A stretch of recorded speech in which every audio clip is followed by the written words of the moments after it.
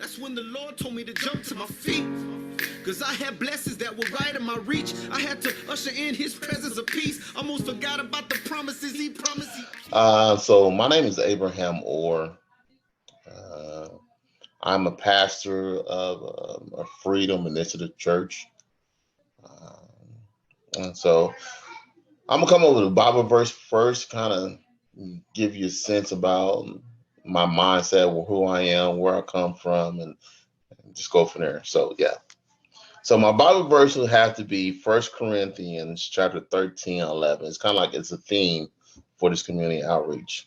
And it reads, when I was a child, I spoke as a child, I understood as a child, and I thought as a child. But when I became a man, I put away childish things. That's a very powerful verse. So I will begin with who I am today. So once again, I'm a pastor of a church. I've been pastoring this particular church for about 4 years now. Um, we just recently planted. We was first originally a house church, but we recently planted about like 6, 7 months into an actual church building. Um, and so that's very exciting for me, for our church.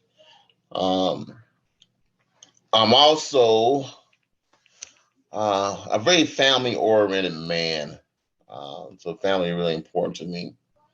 I like to say I love how the verse kicks off.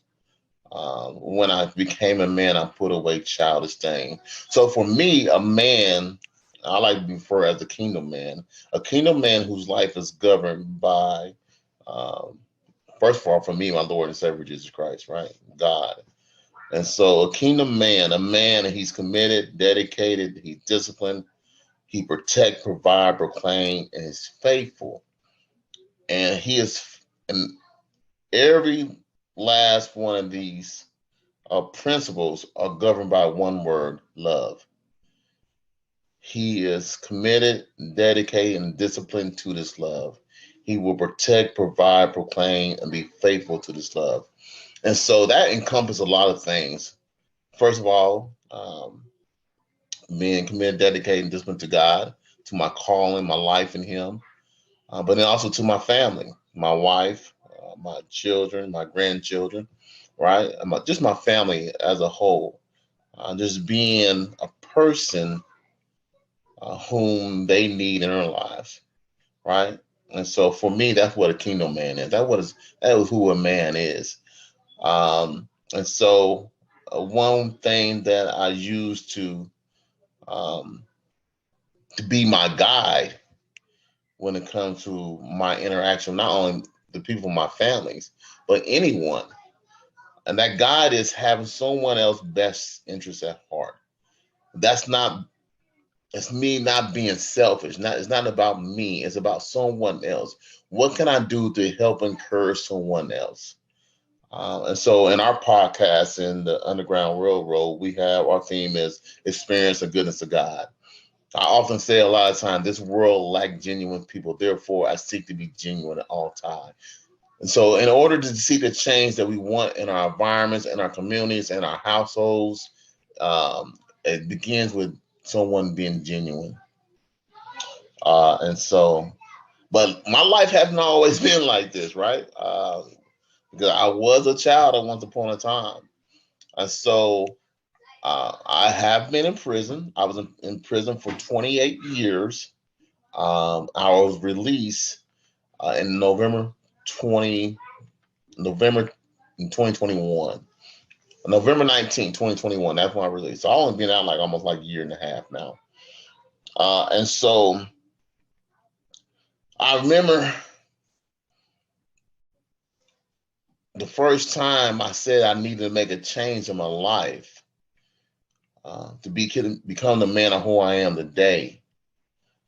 I just took a real good look at my life, where I've been, how I got where I was at, and something had to change because the way I was going would led me to death. It led me to a place where like depression falls in, and I'm thinking about committing suicide.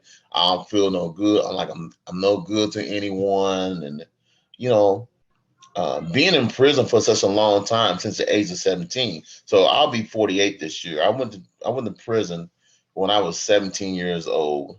Um, um, 1 month shy of my 18th birthday. And it's like I say about 15 years within my prison system was when God began to work a change in my life. I began to renew my mind, out with the old, in with the new, uh, which eventually led me to be the man who I am today. Um, it wasn't easy whatsoever at all. Right? Life isn't easy, right? Life is all about consequences. Like we all have consequences in life. Like when you're a child, your consequences really come from your parents. You do something wrong, smack on the hand, get grounded, get a whooping and whatnot, and it's cool, right? And like a week or two later, you back out with your friends, you're hanging out, whatnot, and you can do what you really want to do. But as you get older, those things change, right? Life happens. Like when you get older, and the consequences become more real, they become more severe, especially when you live a life, or you might be in a gang, you might just be hanging out with the fellas, or you women hanging out with your girls, whatnot, and it it leads to something more severe. For me, my life began like a lot of young people, just hanging out with my friends in the neighborhood, eventually joining the gang. And every time I committed a crime, the consequences for that crime became more severe. And then when it didn't become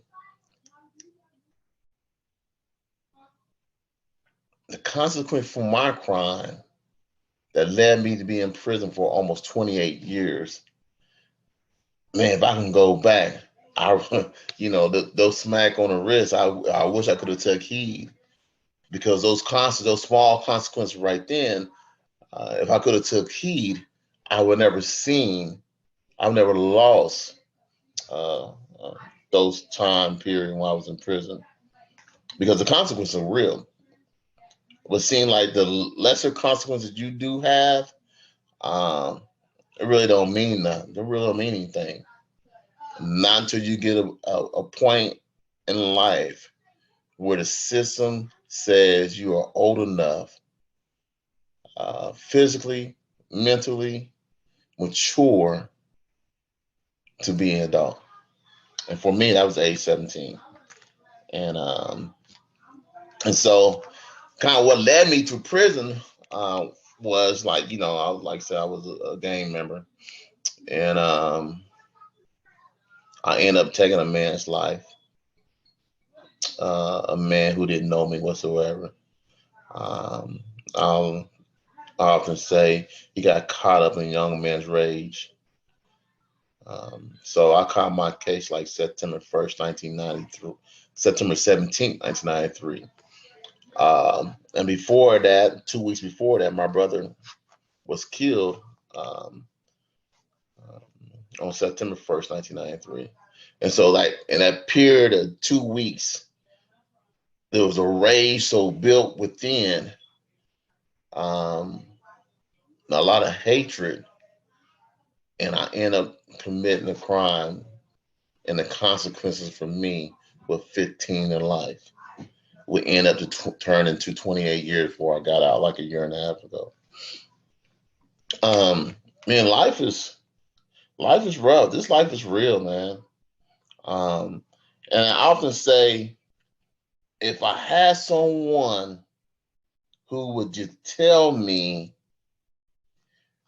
some of the stuff like I'm telling you guys today,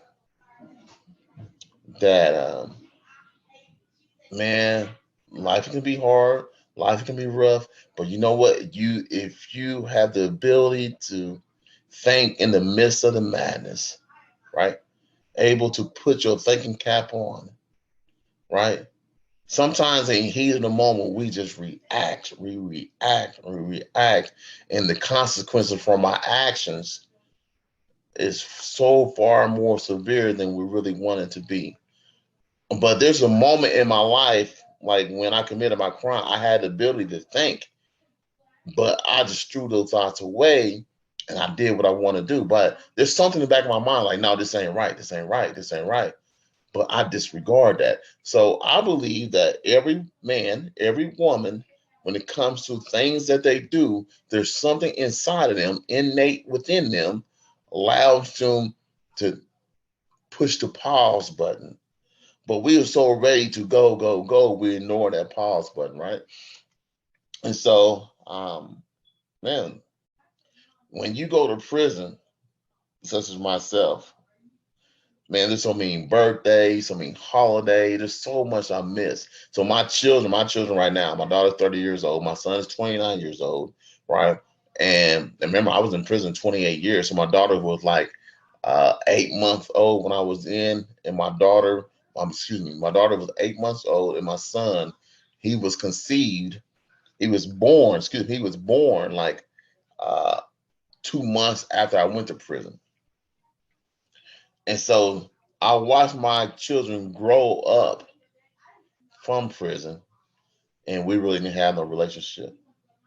We talking about many holidays, many birthdays, missing their first date, their first boyfriend, first girlfriends, all these things.